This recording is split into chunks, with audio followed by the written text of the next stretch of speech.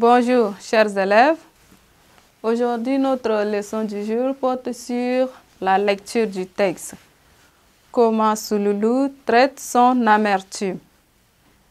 À la fin de cette leçon, vous devez être capable de présenter le texte et son auteur, lire le texte et résumer le texte.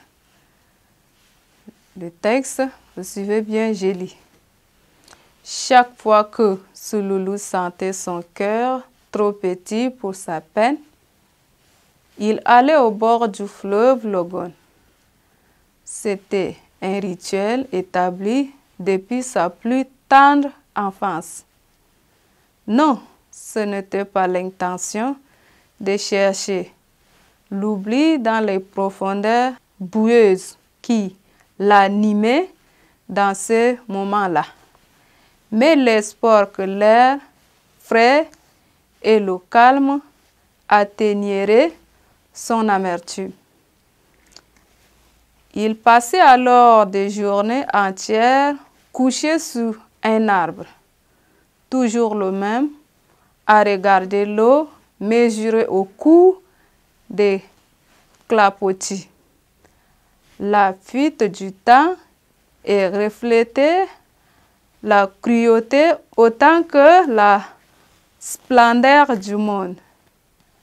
L'éclair d'un martin-pêcheur a piqué vers sa proie. Le balai solitaire d'un alevin s'octroyant de furtifs bains de soleil sur le dos des rapides. La délivre silencieuse d'un caïman en quête de pitance. Le voyage tout en rond et en creux d'un nénuphar, pétale au vent. L'ensemble participait d'une longue chaîne de sauvetage qui empêchait son esprit de sombrer définitivement dans le désespoir.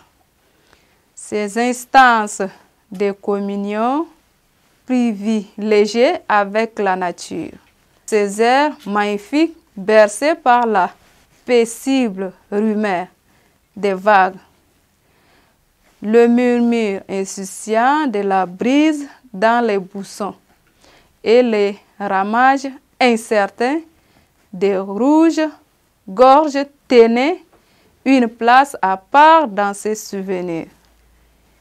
Il pouvait y entrer, grand blessé de la vie. Il en ressortait toujours, pensé en ses plaies les plus intimes.